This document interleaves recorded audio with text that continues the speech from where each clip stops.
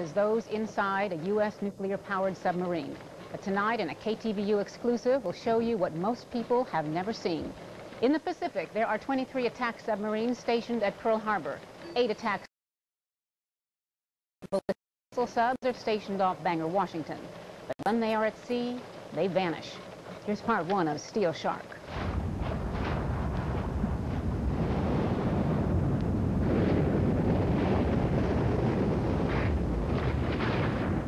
This is a Hunter, 4,800-ton predator capable of staying submerged and silent up to 145 days at a stretch.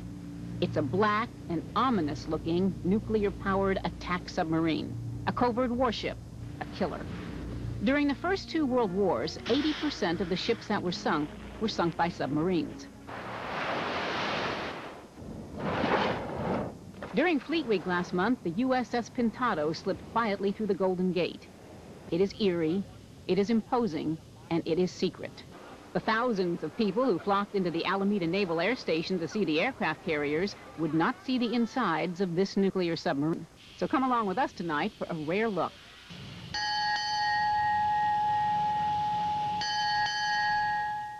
Only a fraction of the subsurface will keep you from slipping. A mixture of gravel and paint about a foot wide borders the bridge. The engine room spans 2/3 of this submarine, and right below here sits the nuclear reactor. That we won't see. Too secret for any visitors. You go down the hatch, turn around, walk down like you're walking down a ladder. Okay. That's the easiest way to go down.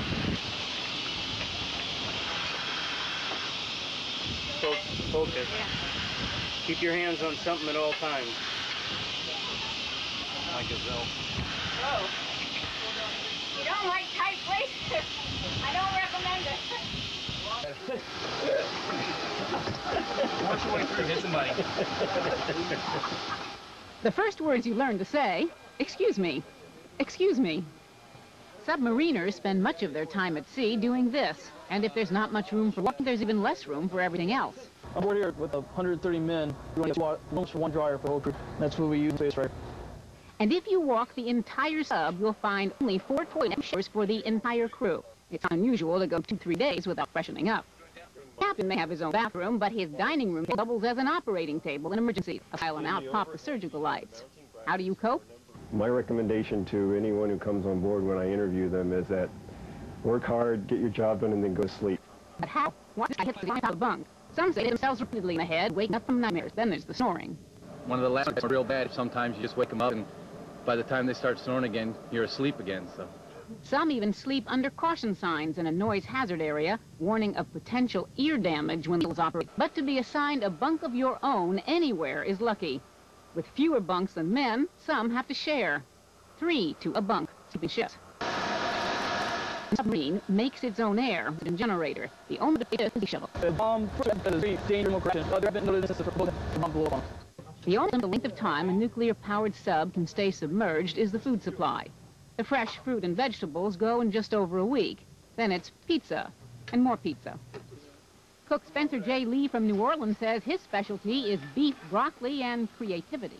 We improvise big time. We make things like stuff out of canned vegetables, 3-bean salad that I really want to talk about right now. The heart of the sub is right here in the control center, but half the size of the galley. This is where the sub is steered. The youngest recruits sit behind the wheel. They may not even have a driver's license, but they can drive a sub. 65. Attention all hands. Captain, we're going under the ice now.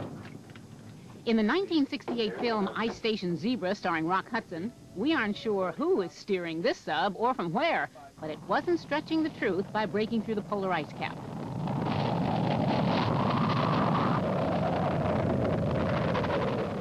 This ship has done that, and we have a picture out in our passageway that shows that where she was surfaced under the polar ice cap. Raising number 1 scope. Speed, 3 knots. Number 1 scope coming up. This is the periscope used in all U.S. nuclear-powered submarines. Now check out the periscope Sean Connery used in Hunt for Red October.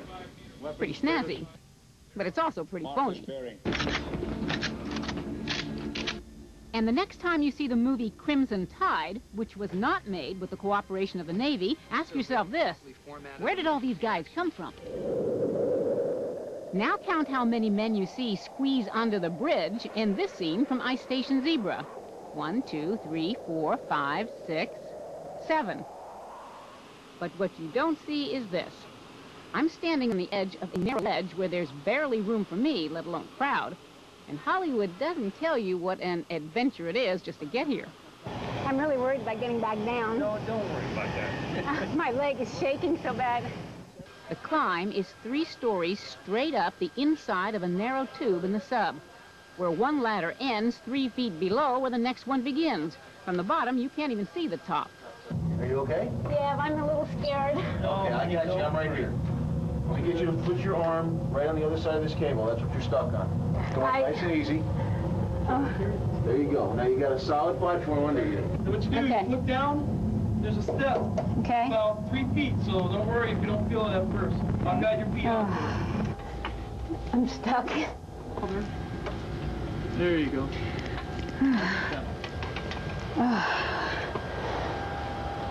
There you go. Way up, right that. Tomorrow night, the weapons on board. I can neither confirm nor deny the presence of nuclear weapons on board the ship.